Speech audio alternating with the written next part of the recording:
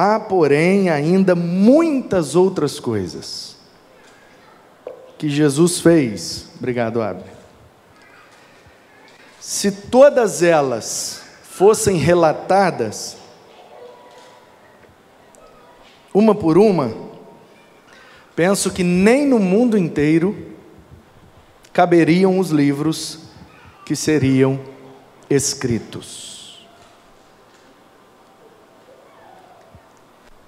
A pergunta é: você já ouviu uma mensagem nesse versículo?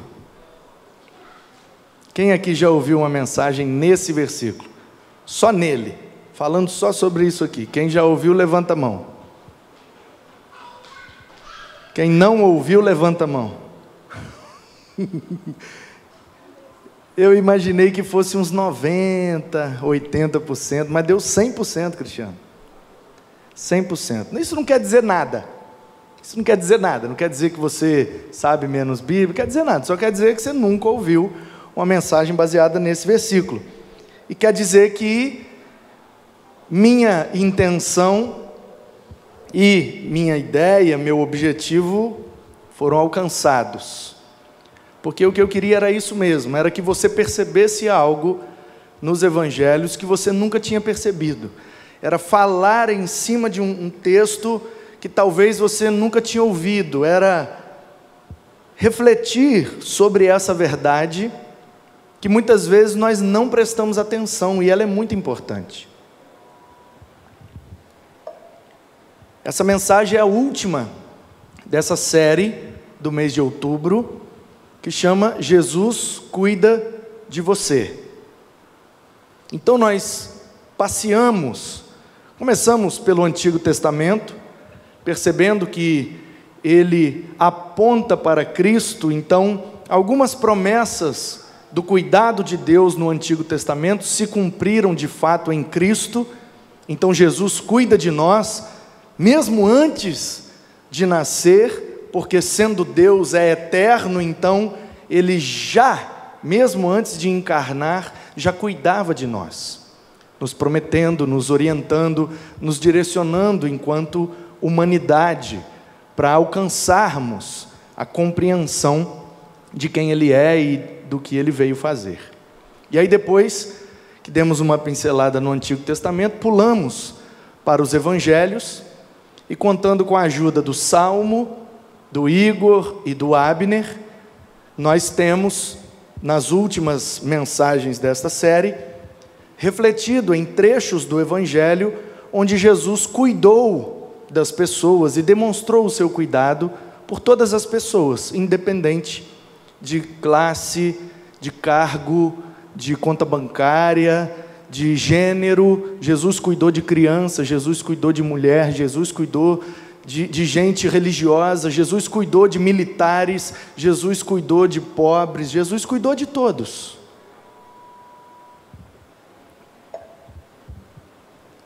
Até mesmo dos fariseus, dos extremamente religiosos que tentaram contra ele, ele também cuidou. Cuidou porque falou-lhes a verdade, sem medo, com toda a coragem, expunha aquilo que ele veio fazer. Ele cuida de todos nós. E nós passeamos pelos evangelhos e vimos tudo isso. Ele cuidando de toda sorte de gente, de todo tipo, de todo lugar. Ele cuida de pessoas em Jerusalém, ele cuida na Samaria, ele cuida na Galiléia, ele cuida lá em Cafarnaum, na beira do mar da Galiléia, e ele cuida também no deserto. Ele cuida em Betânia, em todos os lugares. E nós vimos no mês de outubro algumas passagens, mas se lermos os 4 evangelhos, veremos que existem muitas passagens em que o cuidado de Jesus é demonstrado pelas pessoas o tempo inteiro.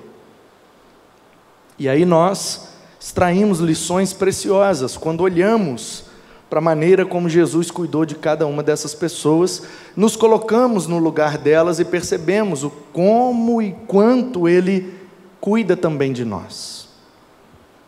E aí no final dos evangelhos, no último versículo, na última frase, diz que se fosse escrever o que Jesus fez, não caberiam em todos os livros do mundo, ou não teria no mundo lugar para guardar tanto livro. É claro que João está usando aqui uma hipérbole, uma figura de linguagem que traz a ideia de um exagero para passar a mensagem de que, olha, Jesus fez muito mais coisas. A gente aqui não está lembrando agora, porque eu não sei se você sabe, quem é do Instituto Bíblico sabe, quem assiste às aulas do Instituto Bíblico no YouTube sabe, e quem frequenta a EBD também sabe, mas talvez, para aqueles que não sabem, os evangelhos foram escritos décadas depois de Jesus morrer. O evangelho de Marcos, os estudiosos concordam que parece que ele foi o primeiro. E ele foi escrito por volta do ano 55, depois de Cristo. Tomando por base que Jesus nasceu no ano 0, a gente sabe que existem outras possibilidades, mas aí vai dificultar a conta para quê? Jesus nasceu mesmo no ano 5, por causa de lá, e tem teses, e ok, mas é uma possibilidade. Tem outra que ele nasceu no ano -7, por causa disso, por causa daquilo, legal, muito legal, todas essas possibilidades a gente estuda e conhece todas. Mas para ficar fácil aqui para nós, para que eu vou começar a fazer conta com -5 mais 7, -7 mais 5, só para confundir a cabeça de vocês? Se são todas possibilidades, então também é possível que foi no 0. Então vamos fechar no 0 que a conta fica mais fácil. Simples assim. Então se ele nasceu no 0, ele morreu no 33. Se Marcos escreveu por volta de 55, nós estamos falando aí de 20 anos depois. Você cantou aqui várias músicas, e hoje os meninos ganharam até comentários positivos de Dona Jô Mesa Barba, hein? Dona Jô rasgou comentário lá no YouTube para vocês estavam demais hoje mesmo. Você também está vendo algumas pessoas que estão aqui hoje, e por conta da pandemia, nem está tão cheio. Temos aqui poucas dezenas de pessoas, está até legal, para quinta-feira está ficando até bonito. Tem muita gente lá em cima. Então, apesar de não sermos aqui mais do que 40, 50 pessoas, não é muito, mas algumas pessoas. Você cantou algumas músicas. Você está ouvindo uma mensagem que foi baseada em um versículo. Ou seja, não tem muita coisa, não é muito difícil. As 3, 4 músicas que nós cantamos, as 40, 50 pessoas que nós vimos, e o versículo que foi pregado, não é muito difícil. Mas se eu te encontrar daqui a 20 anos e te perguntar, você lembra daquele culto? Que música mesmo que nós cantamos? Quem mesmo que estava naquele culto? Eu lembro que o louvor foi uma bênção. Quem é mesmo que cantou? Eu lembro que o pastor pregou num versículo que ninguém tinha ouvido mensagem naquele versículo. Qual que era mesmo? Fala a verdade, daqui a 20 anos, até para os adolescentes, daqui a 20 anos, vocês vão estar pagando boleto, criando filho, vocês não vão lembrar de nada desse culto mais. 20 anos, gente. É muita coisa. E isso, o de Marcos, que é o primeiro. Aí depois do Marcos vem o Mateus, por volta ali entre 55 e 60 também. Depois vem o Lucas, por volta de 60 a 65. E o João, que nós acabamos de ler, escreve por volta do ano 90. 60 anos depois que aconteceu as histórias. Ele é um senhor de 90 a 100 anos mais ou menos, porque ele era bem novinho quando foi discípulo de Jesus, irmão do Tiago, foi junto, mas ele era bem novinho. 60 anos depois, ele está com seus 90, 95 anos. Presta atenção, gente, um senhor de 90 anos, sentar para escrever um livro das histórias que ele viveu há 60 anos atrás. Você acha mesmo que ele vai lembrar de tudo? É isso que o João está dizendo aqui. O que eu consegui lembrar foi isso. Mas tem muita coisa que eu já nem lembro mais. E aí, essa informação me deixa pasmo e ao mesmo tempo encantado, porque eu fico assim, como que um senhor de... Porque às vezes, abre o parênteses, às vezes eu encontro algumas pessoas, e eu estou nessa de pregar tem alguns anos, mais da metade da minha vida eu estou nessa de pregar, toda semana, em lugares diferentes,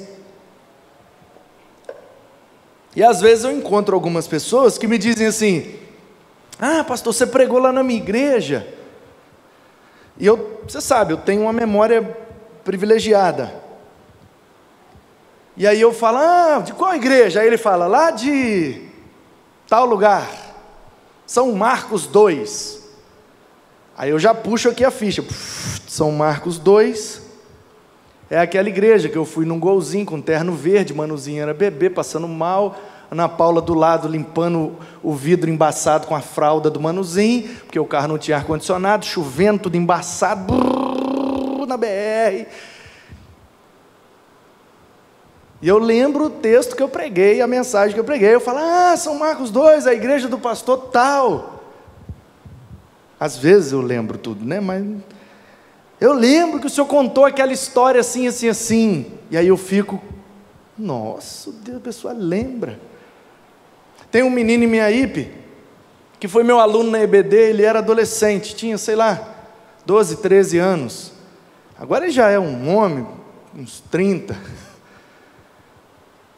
toda vez que eu encontro ele, Roberval Júnior, o nome dele, da família Scheidegger, família histórica lá da Igreja Batista em Miaípe, toda vez que eu encontro o Roberval Júnior, ele fala comigo, e aí Manuzão, beleza? Como é que tá, não sei o que e tal, e a videira, continua verdadeira? Primeira aula que ele assistiu de EBD comigo, foi uma aula sobre Jesus é o pé de uva, João 15, e eu desenhei pé de uva, e eu desenhei cacho, e eu fiz uma presepada danada na aula, e o menino nunca mais esqueceu. Anos e anos e anos e anos e anos se passaram, eu encontro ele, ele lembra da tal da videira. E eu fico assim, que legal, né? Lembraram do que eu preguei, Tempo atrás eu completei 5 anos aqui de ministério, e o Abner lembrou do primeiro texto que eu preguei aqui, na verdade agora em novembro está fazendo 6 anos, e alguns irmãos lembraram de outras, lá do início, e a gente fica um pouco lisonjeado, tá vendo, lembraram da mensagem, mas lembrou uma mensagem, eu dei mais de 200 aulas de EBD para o menino, ele lembrou de uma,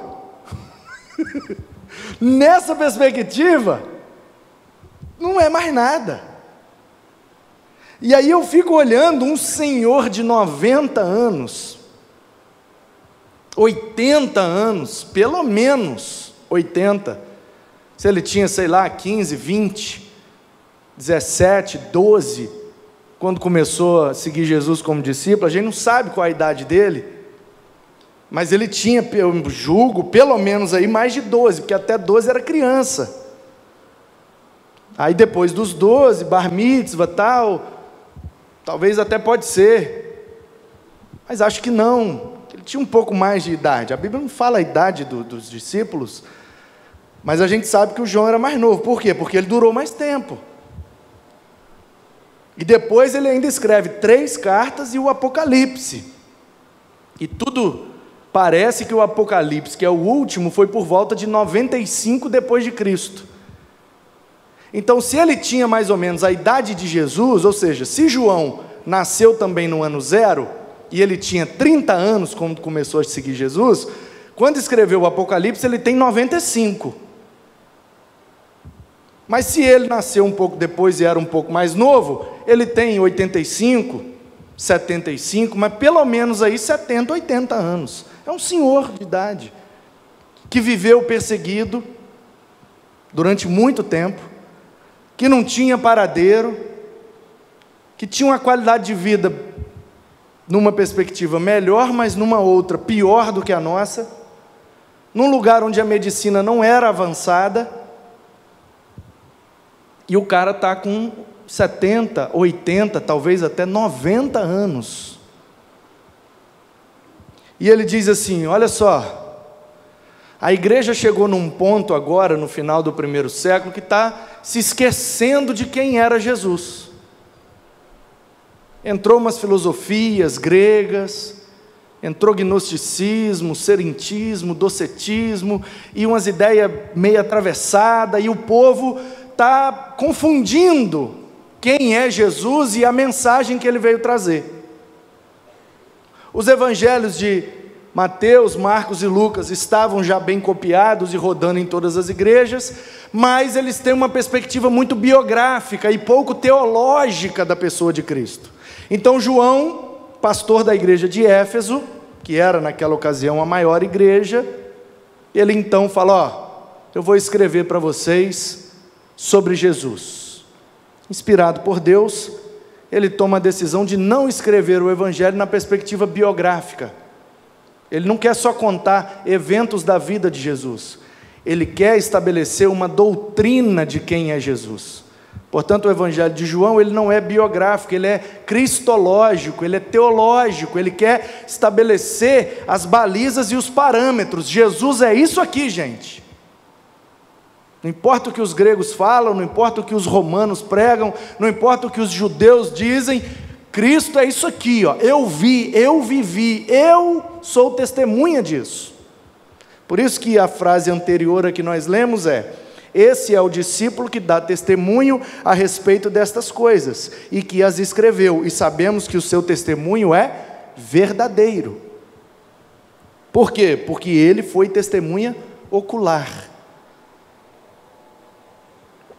O Marcos foi o primeiro, mas o Marcos não viveu as histórias, ele não era discípulo.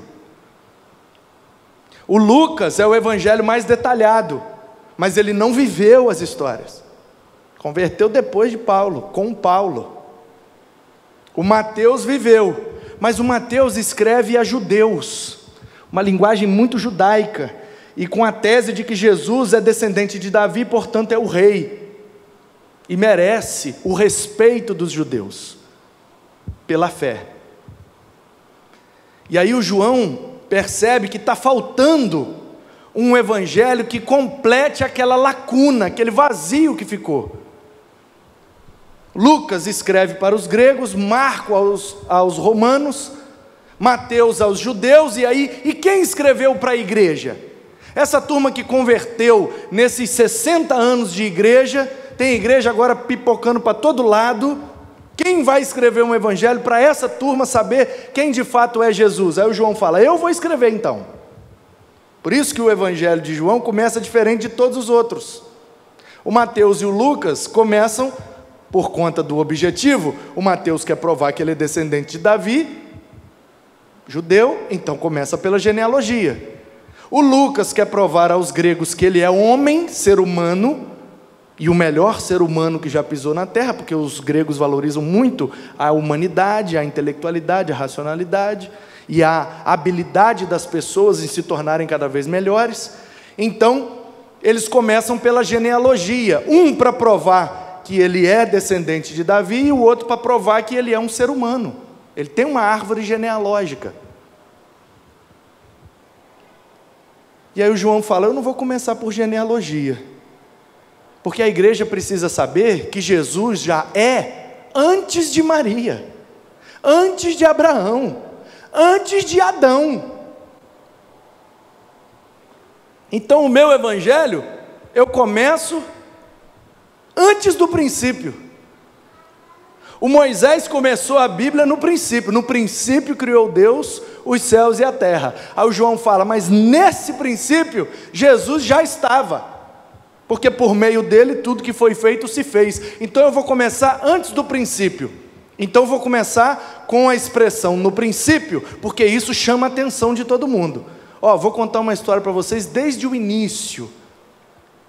Quando alguém chega e fala assim: olha, a igreja de Guaranhuns está com 27 anos, mas vocês não sabem como que era aqui no início. Deixa eu falar para você como é que era no início. Aí todo mundo fala: pô, deixa eu ver, no início? O que era diferente? Isso chama atenção.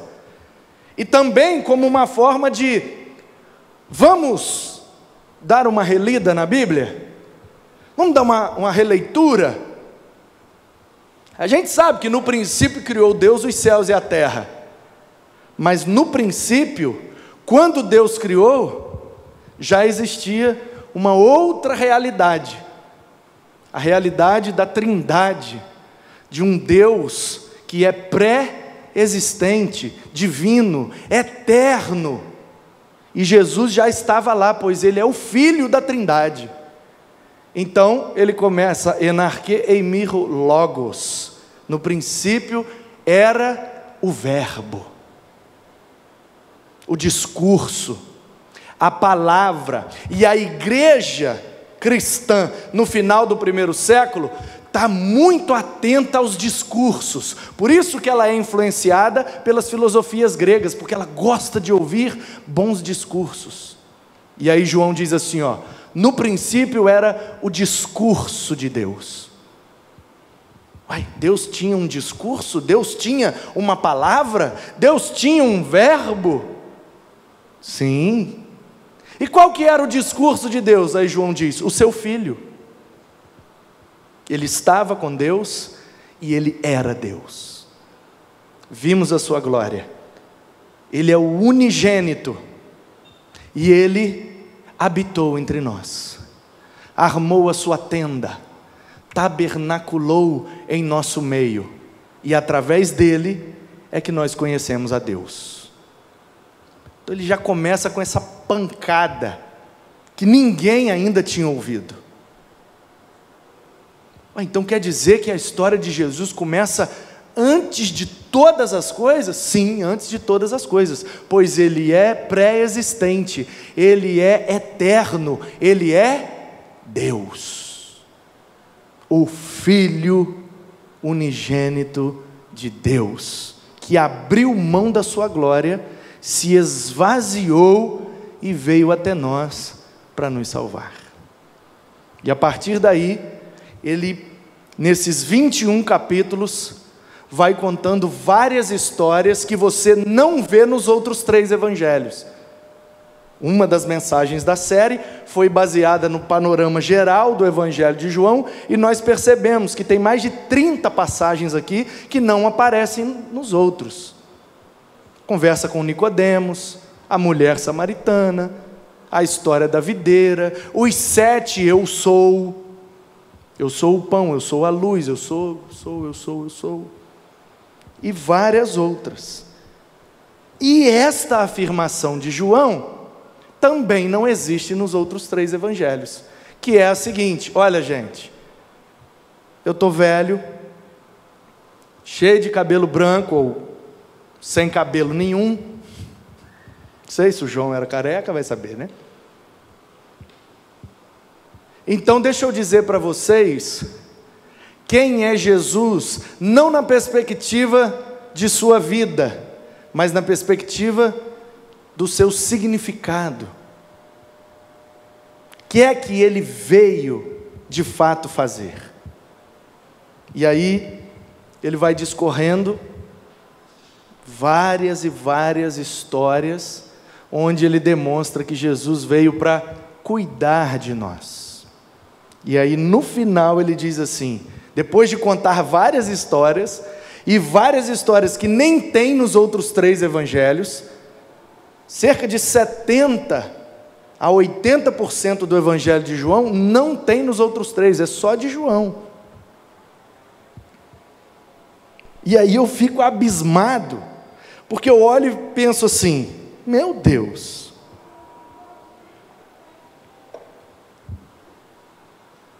dez, 15 anos depois, eu encontro com um menino. O menino diz que lembra de uma aula que eu dei para ele. Eu fico todo feliz.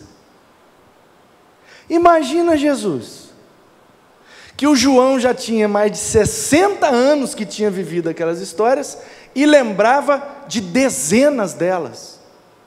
E no final ele diz assim, ó gente, isso aqui é só um pouquinho que eu lembrei, porque se eu lembrasse de tudo mesmo, não tem pergaminho no mundo que dá conta para escrever.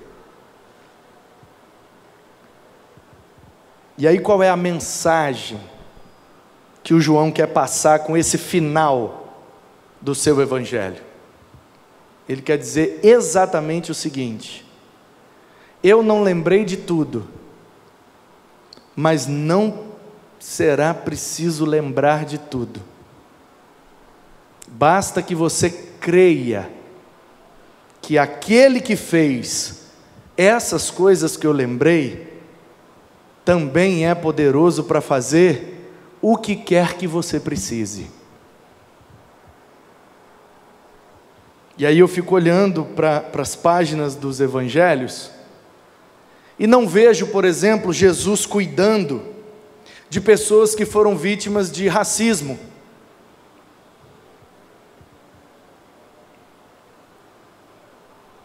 E aí a pergunta é, Jesus cuida de mim, e eu sofri racismo, então será que hoje em dia, Jesus continua cuidando de mim, nessa área que eu preciso? E aí a resposta do João é, claro que continua, porque se ele teve poder para cuidar de toda aquela gente, com todos aqueles problemas, ele também continua tendo o mesmo poder para cuidar de você nessa situação que você está vivendo. Eu não vejo nas páginas dos evangelhos Jesus cuidando de ninguém que teve sua intimidade vazada na internet. Gente que registra sua intimidade em foto ou em vídeo, ou em áudio, e essa intimidade é vazada, e as pessoas, por pura crueldade, vão compartilhando, e isso já levou pessoas ao suicídio.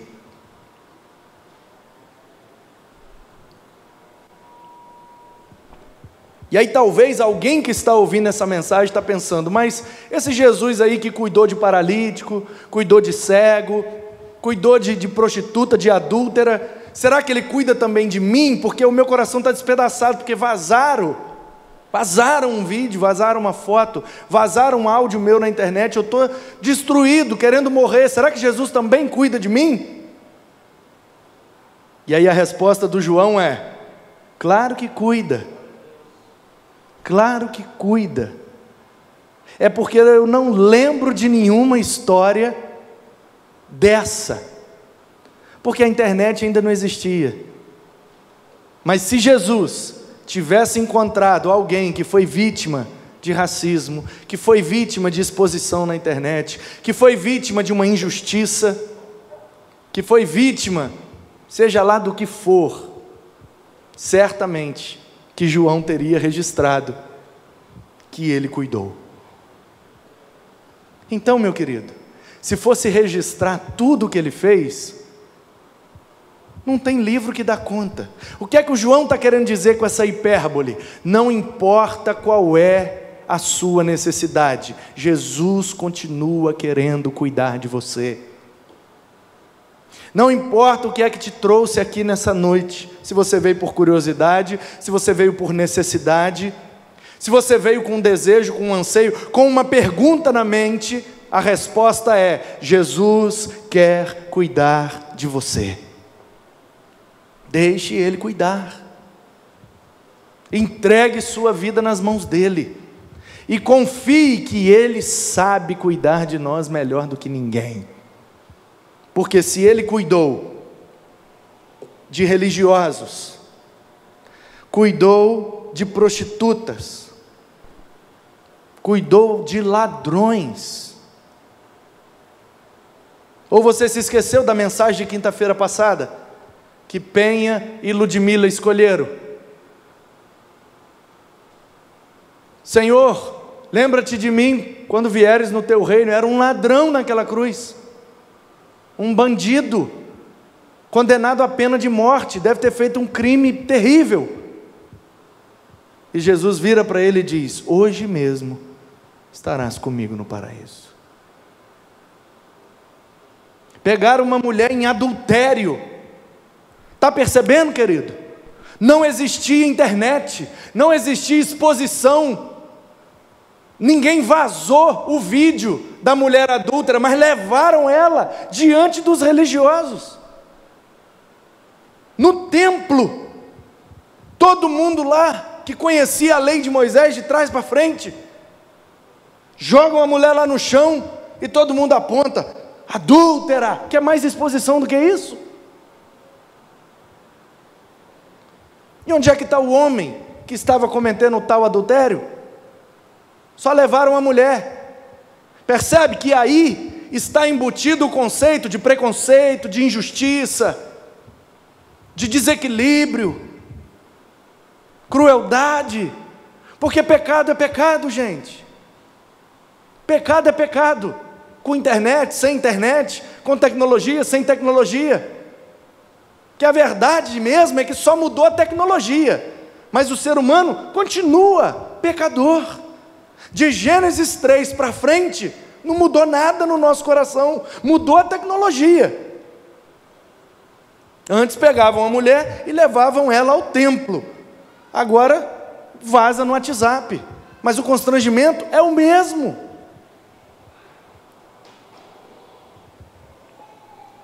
E o que é que Jesus fez com essa mulher? Eu não te condeno. Todo mundo com pedra na mão, doido para matar a mulher na pedrada. E aí, Jesus, o que é que a gente faz? Agora nós pegamos ele. Se ele mandar matar para cumprir a lei de Moisés, vai contra o amor que ele prega. Se ele mandar amar e não apedrejar, aí ele está quebrando a lei de Moisés. De um jeito ou de outro ele vai errar. E aí, Jesus, o que a gente faz? Bom, quem não tem pecado, atira a primeira.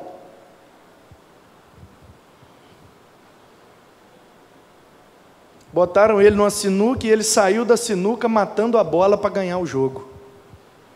Ficou todo mundo com a pedra na mão, o queixo caído, e ele vai na menina e cuida dela. Vai, minha filha, onde estão os teus acusadores? Senhor, eles foram embora. Então, eu também não te acuso. Vai e não peques mais. Cuidou dela, acolhendo, perdoando e dando uma orientação para a santidade. Não peques mais. Esse é o cuidado que Jesus tem com todos nós. Ele nos acolhe, Ele nos abraça, Ele nos ama e nos perdoa, mas nos envia com uma orientação para a santidade. Não peques mais. Quer melhor do que isso? Não tem. Não existe maneira melhor de cuidar. Como o Igor pregou, ele cuida de nós para que a gente cuide dos outros. Portanto, se você quer cuidar de alguém, essa é a metodologia de Jesus. Acolha, abrace, ame, perdoe e envie com uma orientação para a santidade. Não peques mais. Não vá mais por aqui. Não cometa mais esse erro. Não fale mais isso. Não faça mais isso. Orientação que vai livrar a pessoa dos problemas futuros. Porque é isso que Jesus faz. É isso que Jesus fez, é isso que Jesus fará, porque a sua morte na cruz perdoa os pecados que nós cometemos no passado, que nós cometemos agora, no presente, e que cometeremos no futuro. Está tudo pago. Portanto, essa orientação que Ele nos dá é extremamente importante, porque os nossos pecados estão perdoados, mas as consequências não estão apagadas.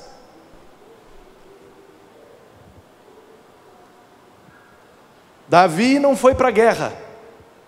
Na beira da varanda do palácio, viu a menina tomando banho lá no quintal dela. Quem é essa moça lá? Ah, é Batseba, a esposa do Urias, soldado do seu exército. Manda buscar ela lá, eu quero ter uma conversa com ela.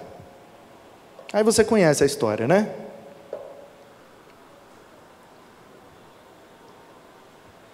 Davi pega a mulher do cara, a mulher engravida, ele tenta dar um jeitinho, manda matar o cara na guerra, manda matar entre aspas, mas ele pediu o comandante para botar o cara na primeira fileira.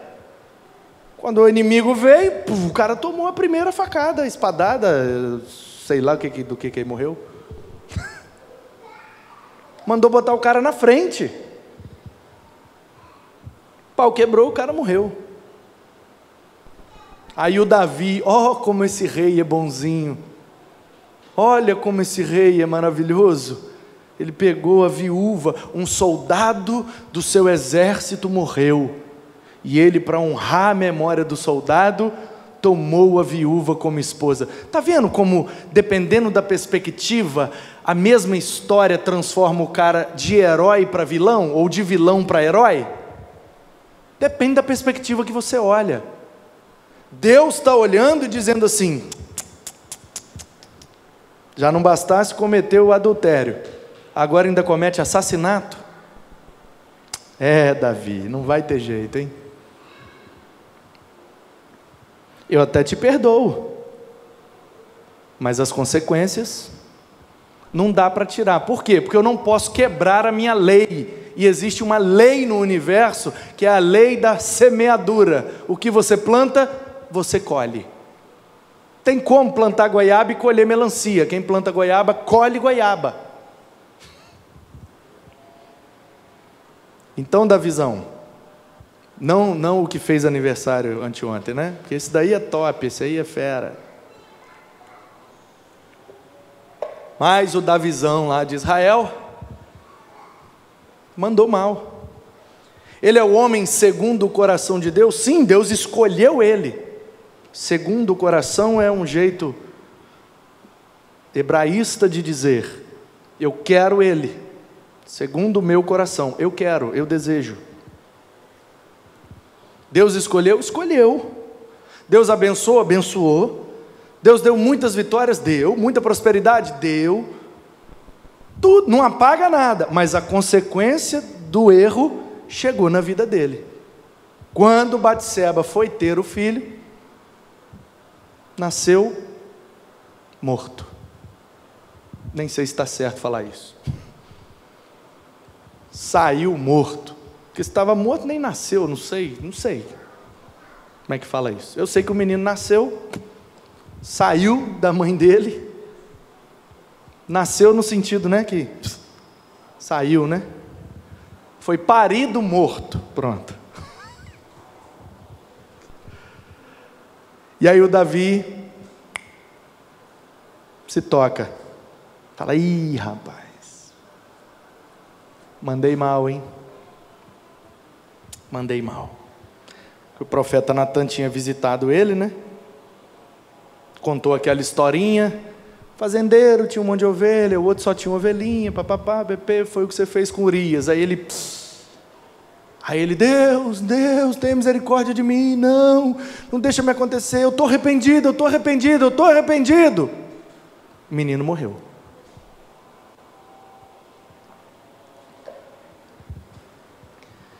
O que é que nós aprendemos com isso?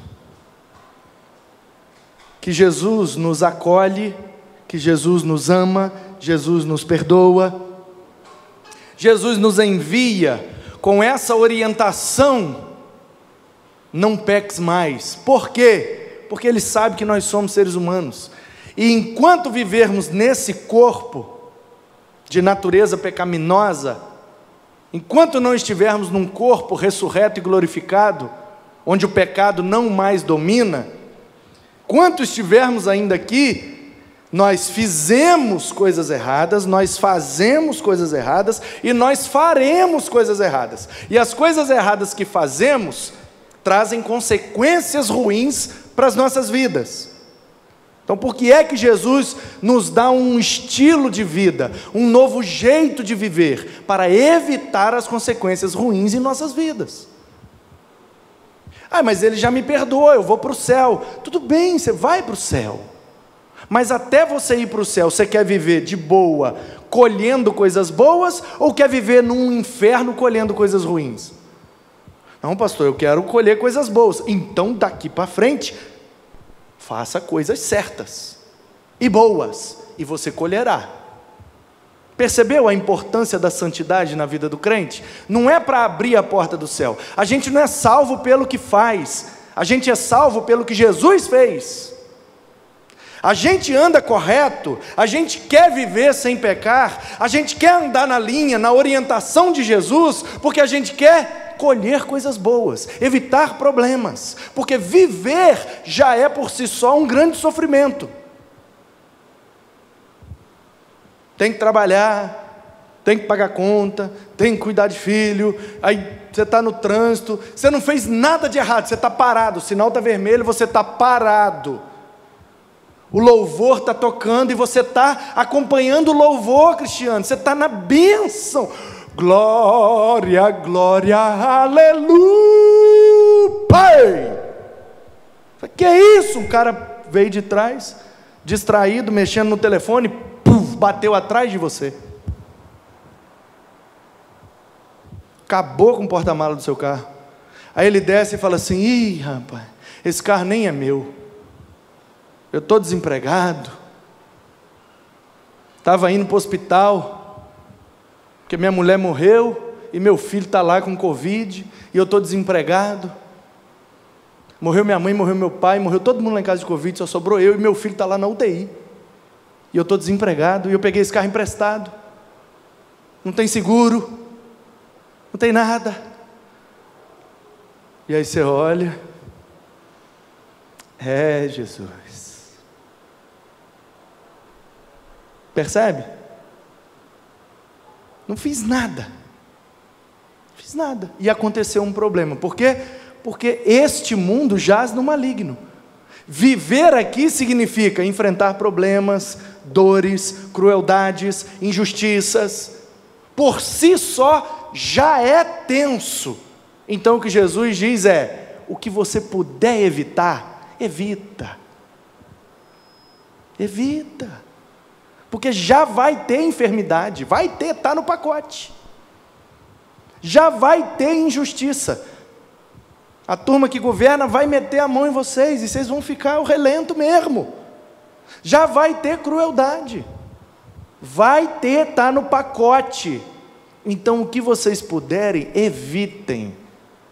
Anda na linha, não peques mais, para que a sua vida seja o menos sofrível possível. É isso, só isso.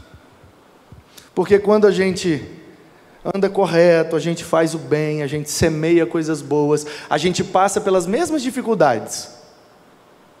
A gente tem enfermidade, como é que chama, Paulo? Síndrome dos osteoplásticos, pico de papagaio. Estou todo furado aqui, você não está vendo que está longe. Minha orelha está toda furada, eu estou com a orelha toda doendo aqui. Todo furado, Raquel. Fui ontem, fisioterapia, acupuntura, o cara me furou todo, e eu fiquei lá igual... E creque, fura, e toma choque. Ai, meu Deus, o que eu fiz de errado para merecer isso? Aí ontem eu vou na fisioterapia, acupuntura, raio de uma dor que não passa, não para, nem com morfina não tira raio da dor. vai virar, toma um choque, dor, enfermidade, fazer o quê? Aí hoje foi no dentista. Ô gente, pelo amor de Jesus Cristo.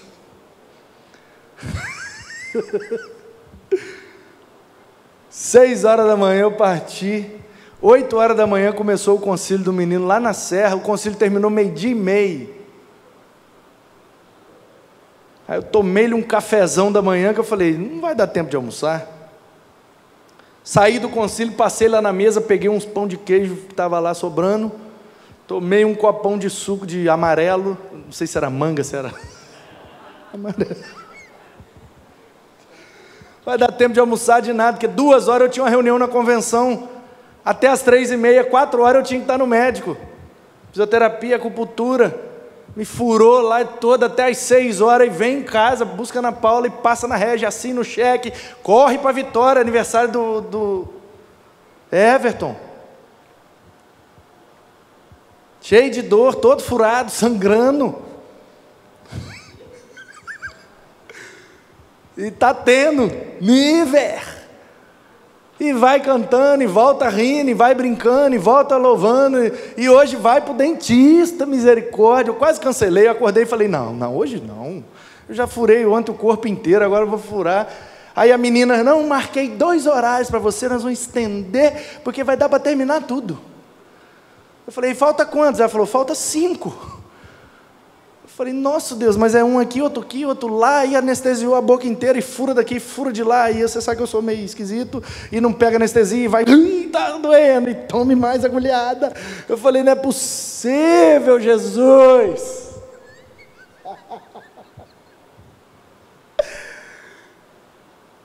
Como é que a gente consegue rir numa situação dessa? Um monte de gente na situação que eu estava, não sai nem de casa, quer nem ver ninguém, fica embaixo da coberta, liga a televisão e fica lá emburrado, chorando, ó vida, ó céus, ó azar, dá tudo errado para mim. Por que é que a gente passa pelas mesmas dores, pelas mesmas injustiças, pelas mesmas crueldades, pelas mesmas enfermidades e consegue sorrir e louvar? Porque nós cremos num Deus que cuida de nós. E quando a gente está fazendo certo, andando no caminho dEle, obedecendo a Ele, a gente sabe que as coisas ruins que nos alcançam, não é fruto da nossa semeadura, é fruto da injustiça deste mundo que jaz no maligno. Então eu vou sorrir, porque daqui a pouco eu colho alguma coisa boa, porque é isso que eu tenho plantado. E aí a gente sorri, e a gente trabalha, e a gente vive de maneira leve, apesar das dores, apesar das crueldades, apesar da injustiça, apesar da enfermidade, apesar de qualquer coisa. Por quê? Porque o Jesus que cuidou de tanta gente, que era muito pior do que eu, como é que Ele não vai cuidar de mim? Porque o Deus que cuida de pássaros e plantas, como não vai cuidar do seu filho? Olhem os pardais, eles não trabalham, não tem plano de saúde, 13º nem férias, e eles vivem, e eles comem, e eles moram, e eles dormem, e eles acordam, e eles cantam todo dia. Olha o pardal, um bicho que não vale nada, tem comida, tem casa, ainda faz um tio-black, tio-blim, faz um filhotinho ainda, e bota um ovo, e glória a Deus. Se um pardal é cuidado por Deus, como é que nós, irmãos, filhos e filhas de Deus, não seríamos alvo do seu cuidado? Olha os lírios do campo, olha os pastos, olha as gramas, olha a sua volta. Ele cuida de tudo, cuida de todos. Como não cuidaria dos seus filhos? Portanto, essa série foi pregada até aqui com várias histórias. Ele cuidou de nós desde a eternidade. Ele cuidou de nós porque Ele é o Cordeiro. Ele cuidou de nós porque Ele é o nosso modelo, o nosso exemplo. Ele é o primogênito. E nós somos os seus irmãos. Ele cuidou de adúltera, cuidou de enfermos, cuidou de endemoniados, cuidou de religiosos, de militares, cuidou de ladrão, cuidou de adúltera, cuidou de prostituta, de divorciada. A mulher samaritana estava no 6º, 7º casamento, e Ele cuidou dela. E a gente poderia estender essa série por mais um ano, e olhar para a Bíblia e ver tantas e tantas e tantas histórias de pessoas que foram cuidadas por Deus. Mas para encerrar essa série, o último versículo de João é suficiente para nós. Vamos parar por aqui? Porque se a gente fosse realmente falar de tudo que Ele cuida, não tem sermão que dá conta, não tem série que dá conta, não tem YouTube que cabe, não tem calendário, não tem. Por quê? Porque a gente passaria uma eternidade contando e recontando as histórias de como Ele continua cuidando de nós, de eternidade a eternidade. Ele é o Deus que cuida de nós. Jesus cuida de você, cuida de você, na sua dor, na sua luta, no seu sofrimento, na sua dificuldade, na sua limitação. E mesmo quando você erra, e mesmo quando você peca, e mesmo quando você não está de acordo com as suas orientações, Ele te acolhe, Ele te ama, Ele te abraça, Ele te perdoa e te envia com a orientação: só não peques mais. Não que eu não possa te perdoar, mas para que você pare de sofrer por conta desse problema. Só isso. Ele só quer o nosso bem. Ele só quer que vivemos de maneira abundante, porque Ele veio para nos dar vida, e vida em abundância. Por isso é que Ele traz essas orientações, para que a nossa vida tenha mais qualidade. Eu só queria que você saísse daqui hoje acreditando nesta verdade. Ele cuida de você, Ele continuará cuidando de você, e se você crê nele, por toda a eternidade, viverá debaixo dos seus cuidados. Que Ele te abençoe, que Ele te guarde, e que Ele possa em nossas vidas demonstrar muitas e muitas maneiras de cuidar de nós, mesmo que não estejam escritas. Ele continuará cuidando, porque nem todo livro do mundo daria conta de registrar todas as vezes, ocasiões e circunstâncias que Ele cuidou de nós. No dia de hoje, desde que você acordou até agora, Ele já cuidou de você em vários momentos. Ele já te deu vários livramentos. Ele te abençoou. Você teve coisa para comer hoje 2, 3, talvez até 4 vezes no dia. Ele cuida de você. Que você possa reagir a esse cuidado, crendo nele e entregando sua vida, para que Ele cuide de você, porque Ele sabe o que é melhor.